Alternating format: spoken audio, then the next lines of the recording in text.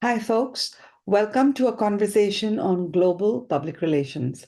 Let me go ahead and share my screen and then we can get started. Okay, global public relations. I personally find this area of public relations really fascinating. This is what actually got me interested in public relations. Um, so I'm excited to actually talk about this topic today. So, what is global public relations? Well, it's about establishing and sustaining relationships with the publics of different nations. So, let's say you are working for a brand like Nike, right? Um, the way you would market Nike in the US is very different from how you would market the brand anywhere else in the world. And you've got to build relationships with people who are very different, people with different buying powers, people from different cultures, in different time zones, where there are other brands, different competitors. So it's a very it's challenging, and yet it's really fun to do this work. And so if you're interested in global PR, this would be a great conversation here. The stuff that I'm talking about now, that's going to probably help you, you know, join a global PR firm, or, work with public relations companies that have offices overseas. Okay, so why are we doing this? Well, there is a growing understanding of global PR, over the years, and it's because we do talk a lot about branding and marketing, and just the realization that you really need to find different ways to market to different people. Like, the same message doesn't work everywhere, the same kind of ad doesn't work everywhere. So you've got to sort of tailor your communication, to the country that you are targeting, right? So that's why it's kind of important now to really teach it. We didn't teach it in the past, but now we realize that it's important to do that. And so that's why it's almost taught as a standalone discipline, sometimes at the master's level. Okay, so PR really develops mostly quickly, right, rapidly in countries that are experiencing rapid industrialization, economic growth, and social media growth. So, just something to consider, that years ago, years ago, public relations was really not taught in many parts of the world, right? So, I mean, for me, I had to come from India, to the US to learn public relations. That's how new it was as a field. There was no master's, undergrad master's, or PhD program that focused in this area. Even just recently, as part of speakerpost.com, an organization that I own, we put together a series of 10 different speakers for a private school in Vietnam. And we had 10 different speakers who met the students online. There were 1,500 students, and they were all students of PR. And we organized these sessions where every speaker would speak with this group of kids and talk about public relations. And they actually had a translator who would translate everything that was being said by the speaker. And the goal was, let's expose these kids to public relations. This is an area that definitely, will be taught over the years. We're already seeing that it's important. And we definitely saw that um, in Vietnam, that, it's experiencing industrialization, there's economic growth, there's social media growth. PR is required, and therefore, this sort of pro bono arrangement that we had with all of these speakers and their opportunity to speak with students in Vietnam about public relations in the US. I mean, those we feel like that's where the field is going, that there is going to certainly be a need, and I'm certainly, as a speakerpost.com founder, getting requests where we can find ways to help students and help the discipline in that country grow. So any place where there is industrialization, a country that we call emerging, we don't use the word third world. Believe me, I come from India and I don't like that term. So, if it's anything that's an emerging country, a country that's starting to do well, where there's social media growth, where there's ways to really share information and build relationships so that big corporations can come into the country.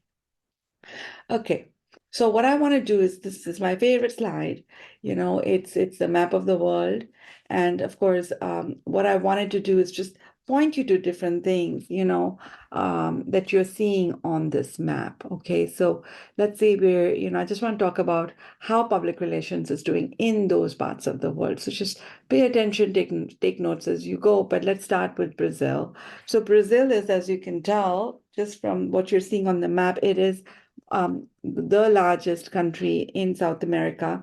And, I mean, the PR, industry there is pretty developed. I mean, it's got 1,000 firms in just Rio de Janeiro and Sao Paulo. These are the two big cities. Sao Paulo is one of the biggest ones. And, they recently even hosted the Olympics, which brought in a lot of business, right? So definitely, PR is thriving there. And then if you're looking at that map closely, look at Chile, which is the thin strip down here, if you can see it. So that's Chile. And there's Argentina, which is right here in this sort of turquoise color. In both these areas, you're also seeing both these countries. There is a pretty decent PR industry. It is fairly developed. There are lots of PR firms in that area. Okay, let's see. I'm going to move to Dubai, which is over here. You see the circle right next to Saudi Arabia and the yellow, and Dubai is in this area. So Dubai is part of what we call UAE, or the United Arab Emirates, and it is. I mean, it's a financial hub. It's an airline hub. Lots of consulting companies are there, and so a lot of international offices. International companies have their offices in Dubai. And it's a little bit different because, in terms of PR, because the media is actually controlled by the government, which kind of, ties our hands a bit, right? So news releases, press releases, this is sort of the main, you know, stuff that PR folks do in Dubai over here. Okay, I hope you can locate it. I don't know if you can see my cursor, but I'm trying to actually just spend some time, I'm going to point you to the right direction. Let's look at India, which is what you see here in green. So India definitely, I mean, it has more than 1 billion people. And like Brazil, India has a fairly well-developed public relations industry now. 20 years ago, I would say, it definitely wasn't there. I came to this country because they didn't have it in India. So most of the work in India, has been around media relations. So you build relationships with the media, and then you send them press releases and media alerts and things like that, with the hope that they will publish your article. Okay, so that's India. But over the years, PR is now being taught at the university level, at the master's level, and it's pretty hands-on. So I feel like the personnel, the quality of personnel, I mean, it's definitely improving. It has been improving over the years. But you do deal with a lot of bureaucracy when it comes to the government in India. And so, there are challenges, but the level of PR is certainly getting a lot more sophisticated now in India. Okay, I'm going to move down. So I would say Thailand, let's look at Thailand. So Thailand's actually right here in the sort of light green. Okay, so Thailand, well, honestly, this country has received a lot of foreign investment over the years. A lot of cars are assembled in Thailand. So you're definitely seeing also people coming in, people, just from other parts of the world because of the business that's growing there. And of course, tourism. I mean, it's really big on tourism. Lots of tourists come to Thailand on a regular basis, and why not? I mean, it's actually quite a gorgeous place to go to. So folks are pretty well trained to handle tourists, right? So because that's one of their major economies, right? So they're very well trained to handle tourists. And so in terms of publicity, hotel publicity, product publicity, I mean, they're pretty good at that kind of stuff. So newspapers are really big here. So just in Bangkok, which is one of the major cities of Thailand, there are 30 different newspapers. So really the focus is very much on print publications. Okay, so that's Thailand. Let's go further down from Thailand to this little area here, which is called Indonesia. I was recently in Bali, which is in that little area there, which is an island in Indonesia. So Indonesia, it is believed that Indonesia has 100% mobile penetration, right? So which means everybody has a phone, like a cell phone.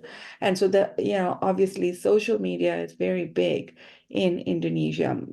Digital communication is fairly well developed. Okay, so that is Indonesia. Um, but it's the same kind of issue that I saw in Vietnam, that, in terms of public relations, that industry is not very well developed. And so, there's less talent because people are not really, they don't really know much about public relations. They're not trained in that area. Okay, let's move on to some other places. Okay, let's look at China, which is over here. So China, like India and like Brazil, it is very much, I mean, lots of people come there. They have lots of big exhibitions. It's got a pretty well developed public relations industry, and especially in Beijing, in Shanghai, which are the two big cities of China. They're known for the fairs that they have. They've had Olympics. They've got like huge events and exhibitions. So there's a lot of tourism and there's a lot of business tourism that you see in China. And some of the businesses are investing a lot. They're in the big PR campaigns as well. But they also have smaller local campaigns, which are not high budget, not big budget, but there is stuff that's going on in China as well. And obviously they have their own local products which they are trying to sell, and so they are using PR to go through that. The press is kind of more or less controlled by the government, as we know, in China. At one point, I tried to teach a class of students at UCLA as a part of a UCLA program, and the kids were in China. And I often do a lot of my work through YouTube, but the kids couldn't access YouTube in China. So, it's different. It's different. They have their own. They have got Bebo and they've got other things that they use, which we may not have access to. So, something to know if you're going to do any business communication in China. Okay. Also, I mean, journalists are not paid very well in China. There could be a pay to play culture, which basically means, or you want something in the media. I mean, you want the media to, cover something, you may have to pay them for it. So that's that. Okay, let's continue on.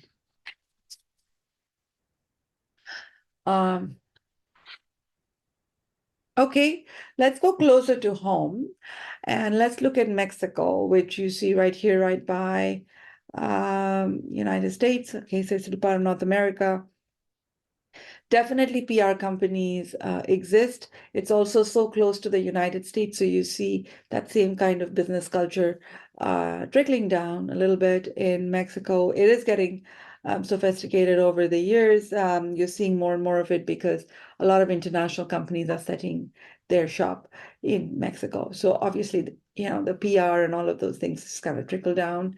The same folks who are servicing these companies in the United States are now partnering with people who are in Mexico to create similar setups. Okay, let's go all the way to Russia, which is in yellow over here. Okay, so Russia, well, as we know, politics is big, Putin is king, more or less.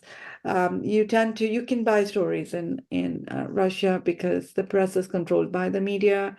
Sorry, the press is controlled by the government, and journalists are not paid very well. So most stories, they have to be approved by the government, especially if they are in some ways, revolutionary, or there's something going on that you're trying to share. You better get it approved by the government, because that's just kind of how that works. I mean, in terms of college curriculum and PR, not very good. And now that we talk about Russia, like we could talk about Ukraine, it's a little better than Russia, but I feel like in terms of PR, it's still in the same sort of ballpark. Okay. Where do we go? Okay, well, how about we go all the way down here to South Africa, which is at the tip here of Africa. South Africa, to be honest with you, has a pretty robust public relations industry. It's quite sophisticated, and they're known for CSR, which is corporate social responsibility.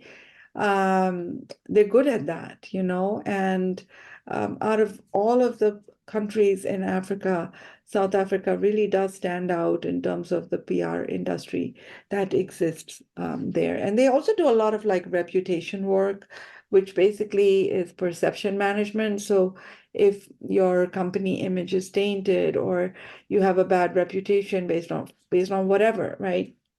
They really work on fixing that. So that's South Africa right there. Okay, let's see. Let's go. Let's go all the way up north and talk about Sweden. So it's like the Scandinavian areas. By the way, so PR is really sophisticated in these areas as well. There's a lot of focus on CSR, just like in South Africa. So corporate social responsibility is pretty big. PR is fairly strategic, very analytical. And they talk a lot about environmental sustainability work. They talk a lot about women empowerment and gender equality and things like that. I mean, it's kind of known for those things. Okay, and then finally, let's end by talking about Turkey. So Turkey is really interesting, right? So if you see Turkey, and it's right here, if you see Turkey, um, the half of Turkey is actually more European because it's closer to Europe.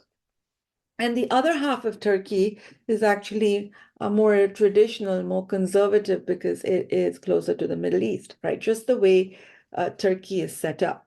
So in general, Turkey has a fairly good infrastructure, right? And communication structure and all of that is pretty good. And so in general, you would see most of the PR firms are doing traditional work, press releases, media relations, that kind of thing.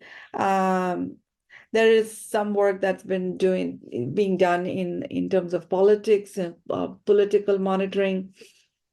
But social media in this area is a little bit on, I mean, it's developing, right? It's really not there yet. So that's Turkey. People speak in English, in Turkey. And if you're working in PR, then you definitely need to know English. Okay, so that kind of just gives you a gist of what global PR looks like around the world. Okay, so now let's talk about the new age of global marketing. See, the truth is that the US has become very saturated. So you're getting a lot of your business from outside of the US. So where are you getting your business from, right? A company like Coca-Cola, 70% of their uh, money is actually now their profit, their revenue. It's all coming from outside of the US. And it's coming from mostly these emerging economies. So, what are these emerging economies? BRIC stands for Brazil, Russia, India, and China. Okay. And MINT stands for Mexico, Indonesia, Nigeria, Turkey. Okay. So, these are some of the big emerging economies that, where business is coming from. So when you see global companies like Coca-Cola getting their businesses from outside, uh, it's no surprise then that public relations companies who serve these big organizations, 30 to 40% of their revenue is also coming from outside, right? So public relations, global public relations as a field is just growing, and it's going to continue to grow because of the demand that we are seeing come from outside of our country. Now, let's talk a little bit about global communication, though, right? I mean, in a way, it's amazing. I mean, the internet, the digital communications can connect with so many different people around the world, right? 24/7 news cycle. So there are so many opportunities to connect. But it also is a double-edged sword, right? So something goes wrong, and the news really just spreads overnight, like it's on fire, right? So something, you may be sleeping and you may be, a Starbucks PR person.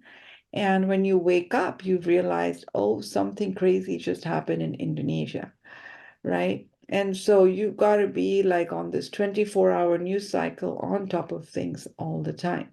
Now you have a team that you're going to manage there, but you would need to know what's going on, at all times. So it's a double-edged sword. It's great to be able to connect with people from all over the world, um, for 24 hours a day, but then you'll have to deal with the crisis that come along as well. Because, you know, uh, like a channel like CNN, I would say it's in 200 countries. Wall Street Journal, Financial Times, these are very big publications. They're worldwide. And, they all have international editions. And so news just spreads real fast, good or bad. Okay. So with all of this global communication happening, you're starting to see PR expenditures go up quite a bit, right? So just something to keep in mind, because you have to connect with people in the language that they know, right? So, you have to figure out how do you message different cultures, different people, and then you've got to think local and act global, right? So you've got to use the same ideas, policies, all of the stuff that you've thought about and implemented in your own country, but now you want to implement similar ideas somewhere else, but you have to be cognizant of the fact that your ideas based on your culture where you are operating currently is not the same as somewhere else. And so how do you find ways to build those connections? Well, you've got to partner with people who understand that market, right? For example, um, years ago when McDonald's and KFC and all of these companies came to India, and I was pretty young there, but I was working, and I was fascinated by how that was happening. And the conversation was like, well, in India, people don't have beef because they all follow the religion called Hinduism, where they don't have beef.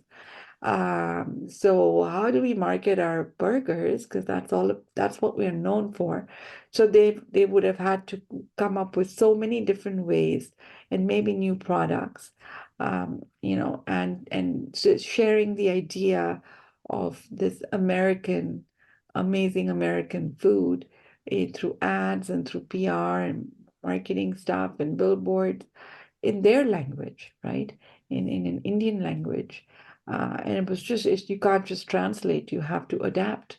And so there are lots of challenges that you have to deal with when you do that. But it's fascinating how, yeah, you could think local, act global, and the term that we used to describe something like that is globalization. So global and local, globalization. So it's a fascinating area of study if you're ever interested. Okay, now let's talk about language and cultural mores. So if you were to take a culture class or an anthropology class, you may have talked about this in the past. I find all of this work quite fascinating. So let's discuss this a little bit. And in the context of public relations, of course. So imagine a scene where there is a Korean plane, right, that crashes in San Francisco. What happens when um, something horrible like this happens, right? Um, you're going to obviously hear some apologies. You're going to hear an apology that is being issued in Korea. So sorry, guys, this has happened. There's no loss of life, but we this was a crazy time, and we're really sorry for what happened, and we're going to make sure everyone's taken care of, right?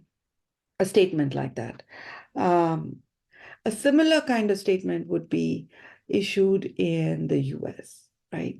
Now,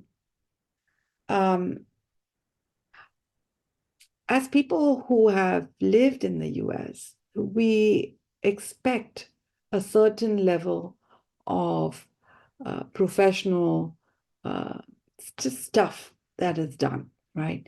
Um, the PR team they would reach out to the media before the media reaches out to them. This is what has happened. We would like to do some, it's basically damage control. This is what's happened. Don't worry. We have people here helping every single person. We have psychologists who, would be willing to chat with all the passengers. We're going to obviously refund their entire trip cost. We're going to make sure that nobody's hurt. We're going to make sure that we feed them, that we make sure that we give them vouchers to get home. And if they have to be here overnight, we'll take care of them. We're really sorry for what happened. All of this stuff, right? It'll be all over the media, all over the news. That's what you're used to. Then you would have the president of this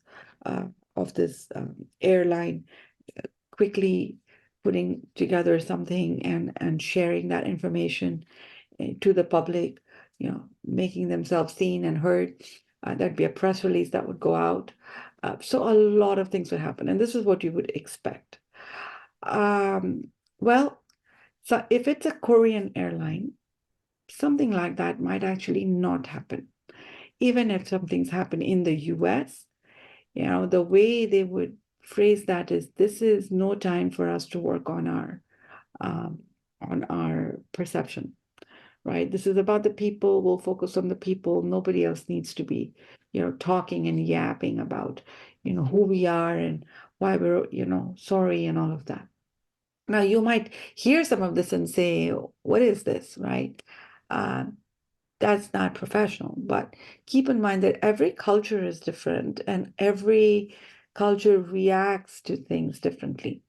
And so that brings me to high context and low context cultures. Some cultures focus a lot on action, and some focus a lot on words.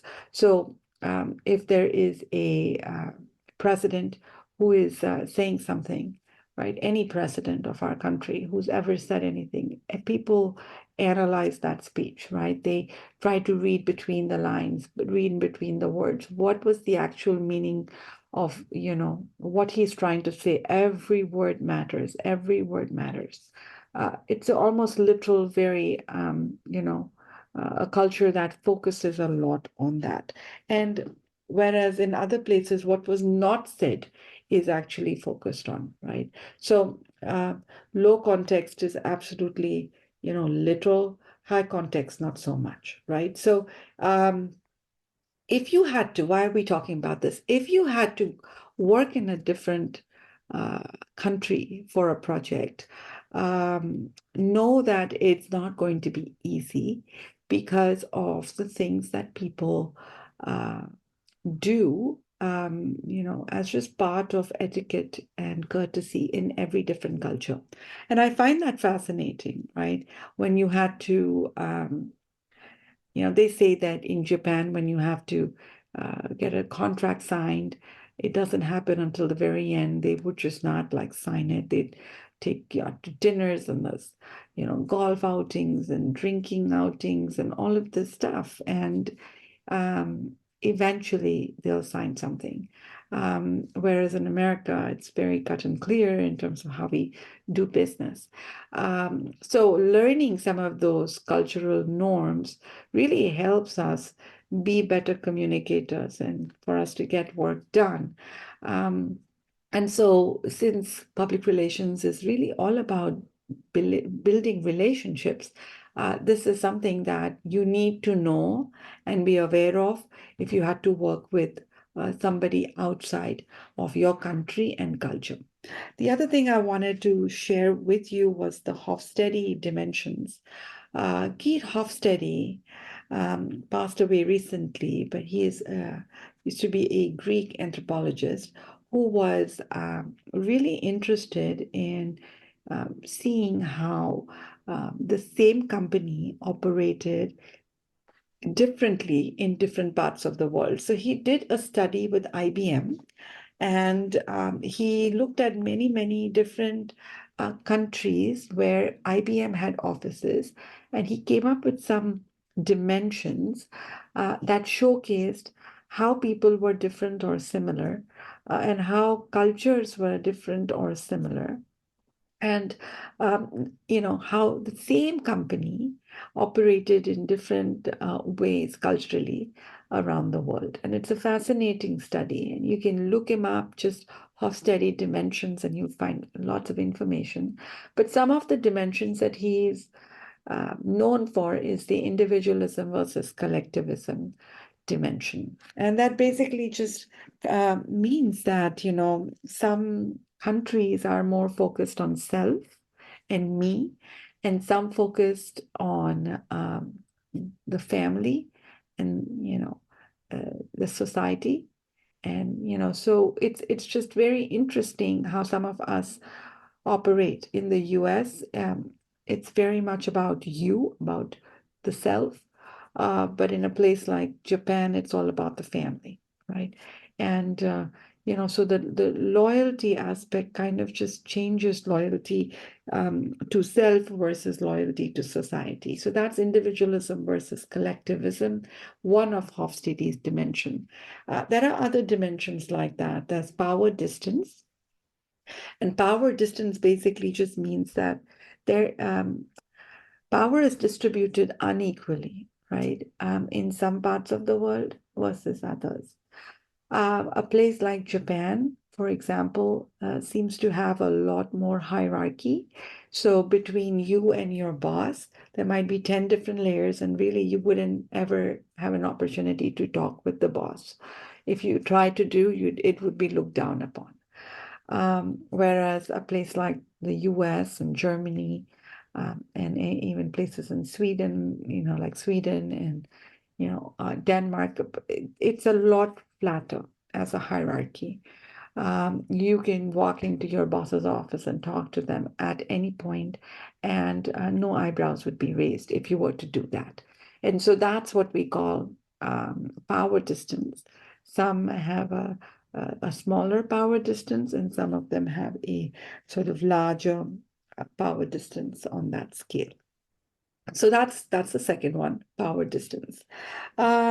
Like that, there are many other dimensions that Hofstede came up with, and it's truly a fascinating study of understanding how the same company operates differently in different parts of the world. Okay, so now let's talk about corporations, foreign corporations in the US. So there are, for example, companies in the Middle East who want to sell oil to the US. There might be pharmaceutical companies in some parts of the world who would like to sell pharmaceuticals to Americans. Okay, so there are corporations who employ people who do this kind of work to advance commercial and political interests. They employ lobbyists, and we've talked about lobbyists before, which is, if you do political PR, then this is kind of the area that you'd really be focusing on. And companies spend a lot of money, talking about their own brands in the US and many, many years trying to get something passed so that, it's profitable for them to operate in this country. And there are specifically, work around trade, oil and gas, pharmaceuticals, where you're seeing most of that. So if you're interested in political PR, if you're interested in learning to be a lobbyist, I mean, that's something that you can actually train on the job to do. Okay. Then there's also US corporations in other nations, right? So we want to set up shop in different parts of the world.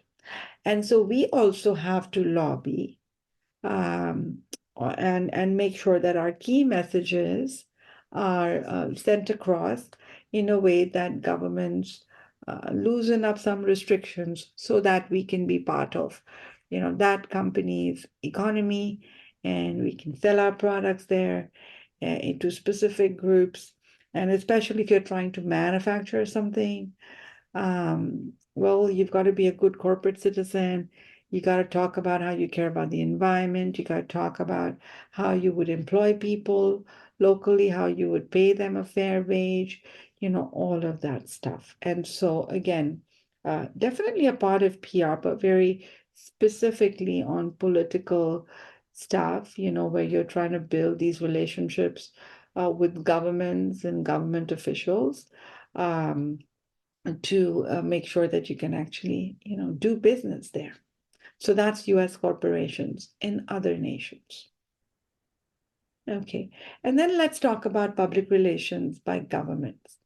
So obviously, tourism is great for a country or a city, right? And so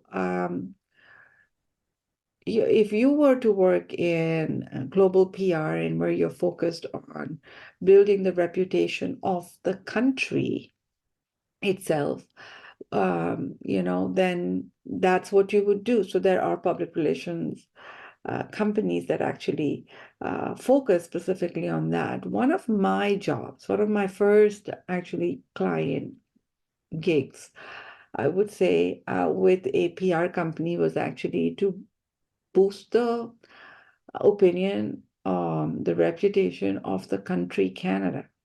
And I thought that was really fun. And the conversation was like, well, most people, and I was in India at that time, and most people go to the US and they're not going to Canada. So, but Canada has a lot to offer. So why don't you help us create excitement around our country?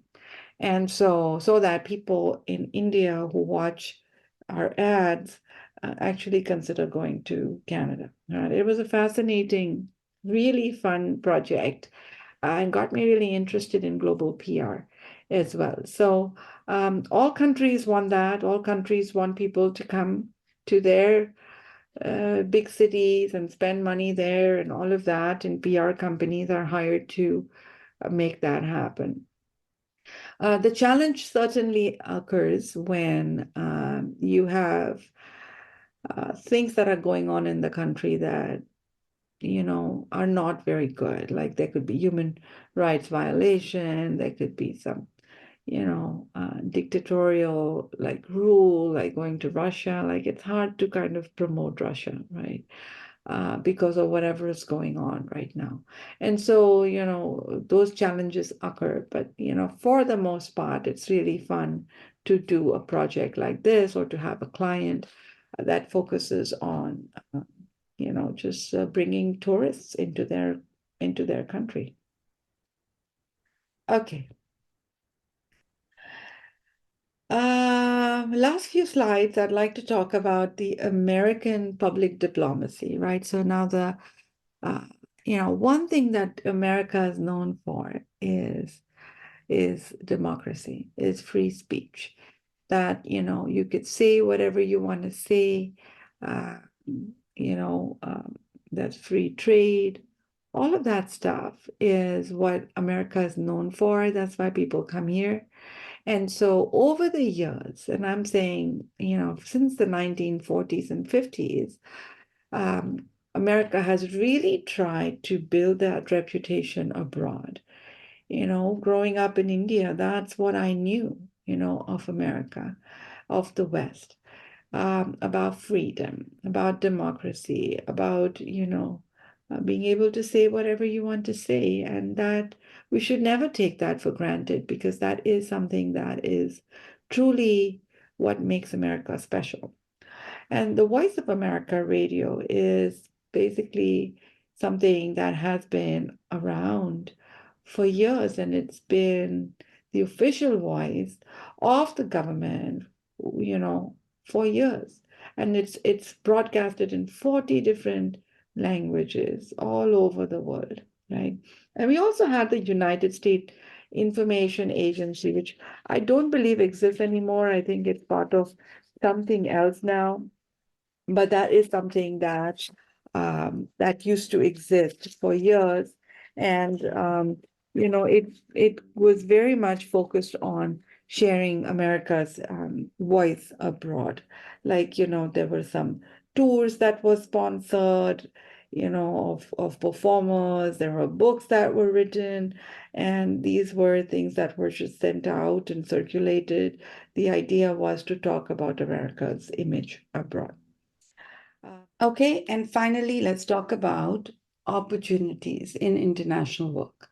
So obviously you are in this class for a reason, because you are interested in PR. But if you're interested in international PR, then you want to add some more things to your coursework.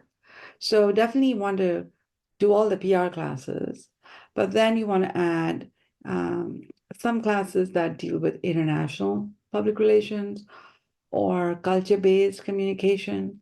I remember I took a class on culture, um, conflict and negotiation, and that was really fun. I learned a lot about how people think. Um, Studying abroad helps. Speaking more than one language helps. Internships in this field help. Some people even take the US Foreign Service exam.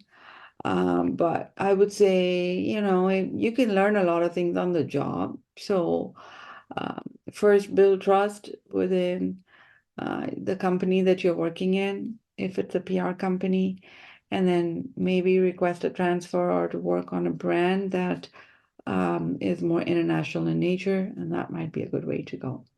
I would say international PR is, global PR is really a really great field. And, there are a ton of opportunities in this field, but some of it will come as you build your career and in public relations.